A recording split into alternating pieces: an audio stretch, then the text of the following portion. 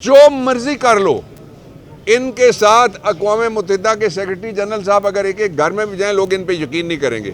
یقین اس پہ کریں گے کہ ایک دفعہ آزادانہ الیکشن ہو, جو اڈلٹ فرنچائز اس ملک کا الٹیمیٹ ساورن ہے, جس کے پاس ووٹ ہے, وہ فیصلہ کرے. تو یہ اپنے ملک سے ڈرتے ہیں, باہر بھاگ جاتے ہیں, اپنے ووٹ سے ڈرتے ہیں, الیکشن سے بھاگ جاتے ہیں. 3 دفعہ تو اسلام آباد کے الیکشن سے بھاگ چکے ہیں.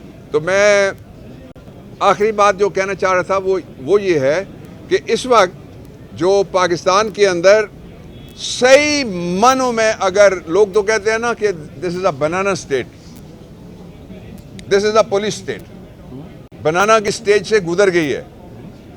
جس ملک کی عدالت ایک نہیں, ایک میجسٹریٹ صاحب, ایک سیشن جج, دوسرے ایڈیشنل سیشن جج, ایک ایس ایچ او اگر ان کے کہنے پہ عدالت میں حاضر نہیں ہوتا تو اس کو آپ کون سی اسٹیٹ کہیں گے؟ Banana republic? نو, یہ پولیس راج ہے اس وقت. اور اس کا سبب ہے پولیس کے پیچھے یہ سبزہ کے مقدمے سے شروع کر کے ماڈل ٹاؤن کے مقدمے تک, پولیس کے پیچھے چھپ کے یہ اقتدار میں آتے ہیں اور پولیس کے پیچھے چھپ کے یہ مظالم کرتے ہیں. اور 25 مئی اس کا گواہ ہے. جتنی تاخیر کریں گے, ایک مرحلہ ایسا تھا جب مشرقی پاکستان میں لوگ اختیار کا مطالبہ کرنے کے لیے کہہ رہے تھے الیکشن کراؤ, اس وقت ہم نے اگرتلہ سازش کیس چلا دیا. جب وہ مرحلہ گزر گیا تو اگرتلہ سازش کیس حکومت پاکستان نے واپس لیا تھا, وہ اقوام متحدہ نے نہیں واپس کرایا. نہ خاتمہ بیری بیڑا آیا تھا ان کے لیے. اگرتلہ سازش کیس جس میں لوگوں کو کہا گیا تھا مشتاق خوندکر, تاج الدین, شیخ مجیب الرحمان تم غدار ہو, وہ غداری کا پرچہ واپس لے لیا حکومت پاکستان نے, کہا نہیں یہ غدار نہیں رہے. پھر انہوں نے حکومت پاکستان کے چھاپے ہوئے ووٹس کے اوپر الیکشن کمیشن آف پاکستان کے ذریعے الیکشن لڑا.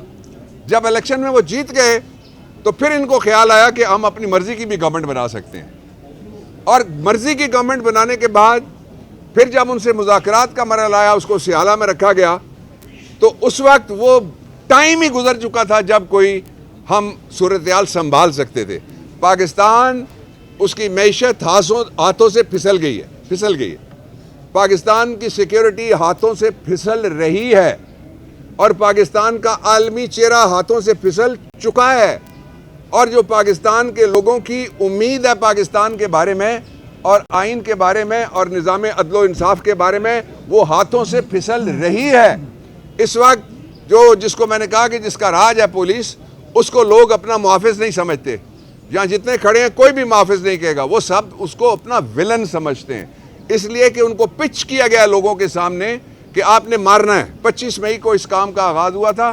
ابھی جب میں باہر نکل کے آ رہا تھا تو فواد کا چھوٹا بھائی جو فراز ہے, اس نے میرے کان میں مجھے بتایا کہ میرے گھر پہ پولیس آ گئی ہے. ایک طرف ہماری ہائیسٹ سیکیورٹی جس کی ذمہ داری شوباز کے پاس ہے, وہ بریچ ہوتی ہے ایک شہر میں, اس کا نتیجہ انتہائی افسوسناک, حسرتناک اور خوفناک ہے. 60 لوگ تھوڑے نہیں ہوتے. ایک آدمی بھی, اللہ رب العزت کا قانون تو یہ ہے کہ جس نے معصوم الدم کو بلا وجہ ایک آدمی کو مارا, اس نے گویا پوری انسانیت مار دی. یعنی اس کا مطلب ہے 60 دفعہ انسانیت ماری گئی ہے.